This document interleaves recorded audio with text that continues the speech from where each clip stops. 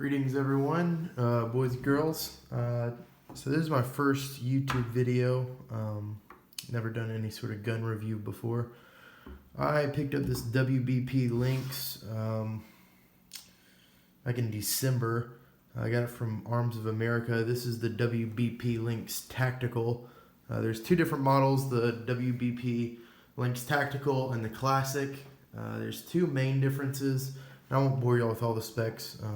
If you're watching this, you've probably looked into them a bunch. I just know there's not a lot of videos out on this thing. When I bought this gun and when I was looking into it, there were like maybe two actual customer reviews on it. Most of it was either Mishiko, which I think is a really cool, knowledgeable guy, and then like Atlantic Firearms videos on it. But I just sort of wanted to give an update. I've probably put between 500 and 700 rounds through it, roughly, probably close to 6. That's just sort of my ballpark. Anyways, I'm just going to run through the quick specs with you if you're not familiar with the firearm. The Lynx versus the Classic, and this has changed now, but the Tactical, the Lynx Tactical, which is what this model is, versus the other one came with a threaded barrel. There's a little, not a nut, but like the donut. It's a thread protector that comes over it. It's got a little tack weld to the bottom. Cover up your threads. The Tactical has this little enhanced mag release, which I'll be honest with you, I thought was a little oversold. I thought it was really tacky. And same thing with this extended shelf. But I'm telling you guys, it's just basic physical science. This makes all the difference in the world when you're changing magazines. I didn't know I could be as fast as I was changing AK mags until I started using this. And you just simply come up with the next magazine beside it. And I'm only using one hand, but you just knock it and rock it. Really, really, really helpful. Shelf, like I said, is helpful. Now, these two features are only on the Tactical, and thumbs up to it. I highly recommend it. Now, my biggest concern about getting the Tactical, and it just about kept me from going down this road, was instead of your rear sight up here, so I'm not going to move my red dot because I don't want to re-zero it, but instead of your rear sight, they give you a Picatinny rail. And they say they do that just because they know in 2019, 2018, everyone's going to put their red dots on this thing as soon as they get it. It's more the modern AKM type pistol. So they did include a rear sight. Well, it might just be me, but I don't want to run a gun that doesn't have backup sights on it. Sort of paranoid about that. And it actually showed itself when I was running this gun as to why I need one. This is a Vortex Crossfire. This is the second Vortex Crossfire I've put on this gun, because the first one, the illumination knob, I went to turn it. I was shooting about 200 yards, and yes, this thing will knock the dog shit out of an 8-inch going at 200 yards. I couldn't be more pleased with that, but that's a different story. Anyways, turning the illumination knob, and the illumination knob literally came off into my hand. Was turning it, and it just twisted right on off. It was the cleanest thing I've ever seen. So I called Vortex, standing there in the field. They apologized to me. I worked at an FFL. I've heard the legend about how good Vortex customer service was, and he apologized to me, tried to figure out what happened. He had no idea how that happened. He'd said he had never heard of that happening. He sent me an overnight label immediately, and I had my new optic, I believe, less than 48 hours later. I mean, it was immediate turnaround. Anyways, I got off the subject. So I really wanted my backups for situations like that. Thank God nothing serious is going on, even though I know the probability of that's even lower.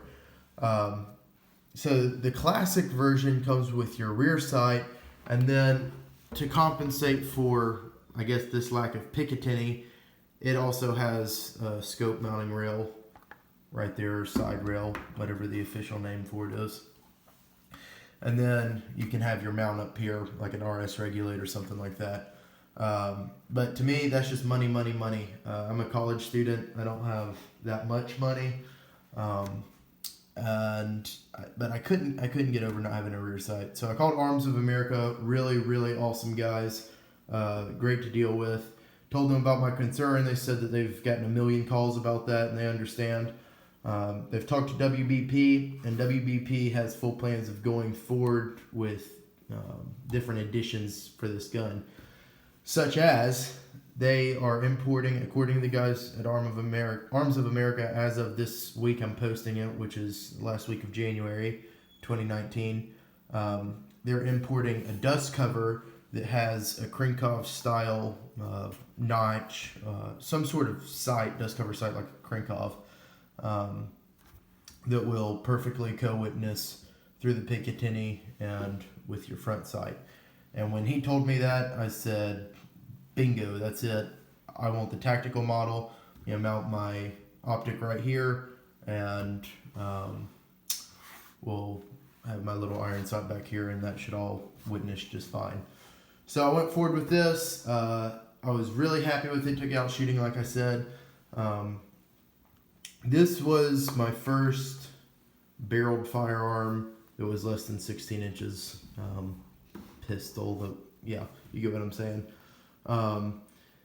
And that little donut at the end, just when you fired, it was concussion like you don't understand. Not only was it a fireball that was fairly blinding, and yes, I checked and triple checked this thing before starting the video. You don't have to bother me in the comments. This thing, just the concussion, the brightness, maybe I'm a wuss, but I couldn't get good, accurate shots at a decent distance with any sort of succession because of the blast.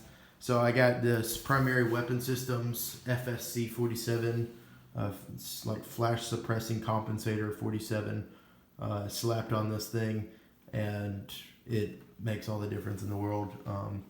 I have a Zastava InPap, and that just has your typical slant brake. I noticed the difference shooting the slant brake versus no slant brake on this thing, and then this is the first time I've shot a real compensated, like really compensated AK.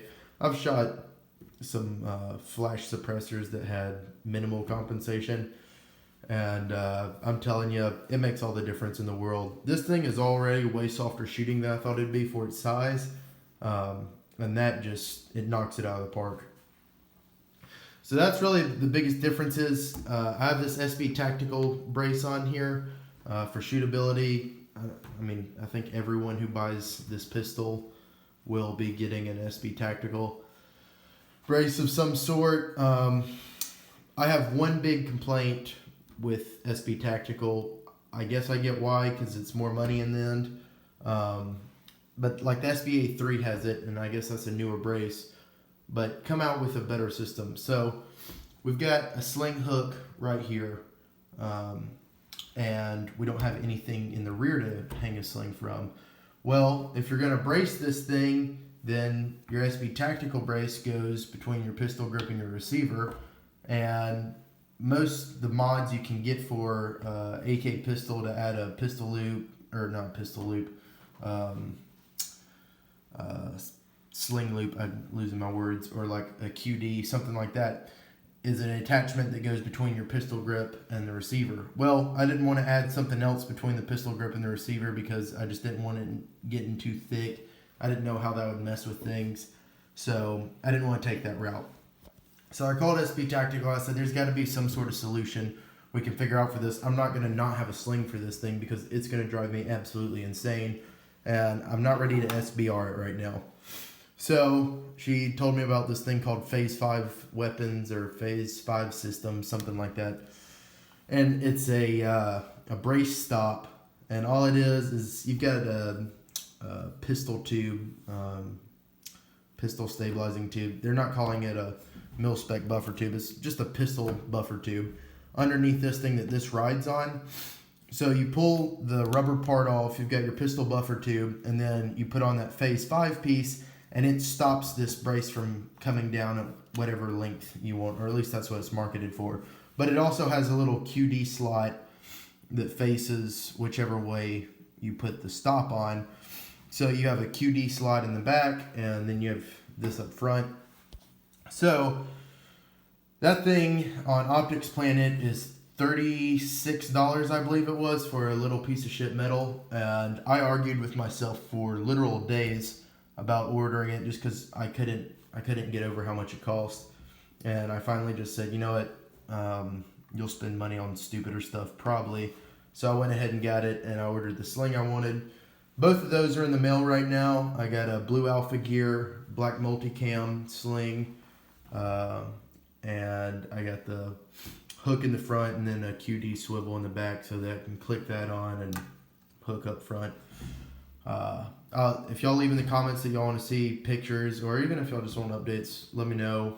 I'll do that. As far as things I'm probably going to change down the road, I love this. I love the look of it. But I am wanting to put a Surefire Scout light on here. Probably get an offset for that light so it hangs off at a 45 off the side of it. And if I do that, which I'm fairly sure I want to do, I'm going to put a SLR Rifle Works M-Lock lower handguard on here. Saw good reviews on them. Look good. Grantham's about to release a Rifle Dynamics video with SLR Rifle Works on it. So I'm going to see what his experiences were. And that way I can run a vertical grip, which is my understanding, even though this thing's a pistol, since the overall length is over 26 inches, I can run a pistol grip. Or excuse me, not pistol grip, a vertical grip. So I'll be running that on the bottom, and I'll have my pressure pad right here, which is the main reason I want the M-Lock, so that I can have the pressure pad for the light, and I can just be Joe Tactical. Outside of that, just how it shot. Like I said, I was hitting that 8-inch going at 200 yards. Within that is even easier. I sighted in at 25 yards with this little red dot, and I'm not going to do a whole review on this little red dot. I know I probably talked about it too much already, but sighted in at 25 yards with this 7.62 25 yards or 25 meters, it's really supposed to be meters I believe, is going to be your same vertical impact, I guess is the best way to put it, as 25 meters, just because of the trajectory of the bullet. So it'd be the same trajectory is what I'm trying to say. So I sighted in at 25 meters, got it just one hole at 25. Went on from there. To be honest with you, I haven't done any sort of grouping test at 100 meters. I've pretty much only shot steel, except for when I sighted it in at 25. I have 4 different little steel targets set up over a 200-yard field, and I just do sort of different drills through that. But shoots excellent. I haven't had a single problem with it. The action on this thing is crazy smooth. Everything about the gun is really, really tight. There's no sort of wobble or anything like that. Now I say that this top gas tube, I would not mount an optic on it because it doesn't wobble back and forth. In this direction, left and right, it is very solid. But it uses a different attachment system than most gas tubes, so it wants to move a little bit. How much that would affect your zero, I don't really know. I know it would definitely affect it. How serious that is to you, I don't know. This is solid as a rock. You would have to break the gun for this Picatinny rail to lose its zero. Or this optic to lose its zero, because this is the gun. This is the upper receiver, the trunnion, whatever you want to call it. This is the heart of the gun, so it's not going anywhere. Trigger, really, really impressed with it. My Zastava has the, I'm blanking on the name now, what all the Century arms are coming in with, and it's sort of a 2-stage. You got a real nice take up, no resistance at all, and then you meet a wall. you click that, or you break that and you're good to go. This, you just, like I said, it is empty. But I will pull the trigger for y'all, let y'all see it. I know that doesn't really do anything, but it's very crisp. One stage right there, you hit a wall immediately, no take up whatsoever. Really happy with the trigger, actually. So if y'all have any more questions, y'all let me know in the comment section. If y'all want to see updates, y'all also let me know. I'll take a picture of it when I put that Phase 5 brace stop on there and have this black multicam sling on. I'm really excited about that black multicam. I think it's going to look disgusting. Oh, and one more thing. I was going to talk about magazines. So this is the magazine that it ships with, WBP translucent Polish mags. So I watched a video on the first generation. I have 2 of these now. I watched a video on the first generation of these, and they were beating the dog shit out of it. They ran it over with a Mack truck. I think they hit it with a hammer. They ran over it multiple times. And when I say a Mack truck, I mean big knobby tires. And it survived it with flying colors. Fed perfectly. I haven't had a single problem with either of these mags. And I was really skeptical of this lip. Big believer in steel lips. And I thought this is just going to wear away fast. I don't know what the hell they're building this thing out of. Online they say they use some sort of polymer. I don't understand it. But use this thing a lot. And there is effectively no sign of wear on it. I mean, usually you have some wear on the edge or something like that. Neat. On this magazine, this is Bulgarian. It is not a Circle 10 magazine. It is whatever this company is. I got it on, I believe it was Gun Mag Warehouse. Great magazine. I love the look of it. It's got steel reinforcements up here. The body of it is not steel reinforced, and your tab is not reinforced. I called it a lip on here. Your tab's not reinforced with steel. And you can see where it's eaten away a little bit. Now, I've had these mags for a long time, and that's all the wear I've gotten. Never had a single problem with them, and I think they look bad as hell. Oh, and by the way, these things only cost, I believe I paid $11 for the magazine. So they're really cheap. Awesome color, I think. Maybe that's just me. So magazines are awesome. If you are wondering about these are just 2 of my pistols I've got out for the review. Just sort of sit in the background. It is the CZ SP01 Phantom. Both these pistols are hot right now.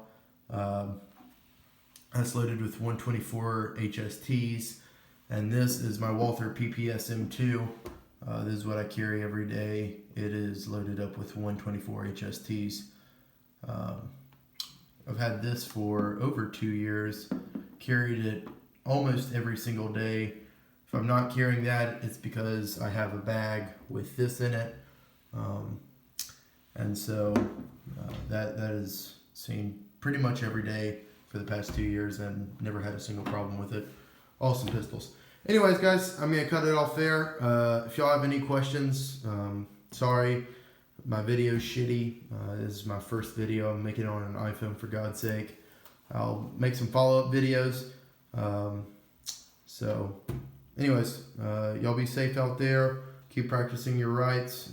Liberties are the extensions of your rights. Shoot on and stay safe.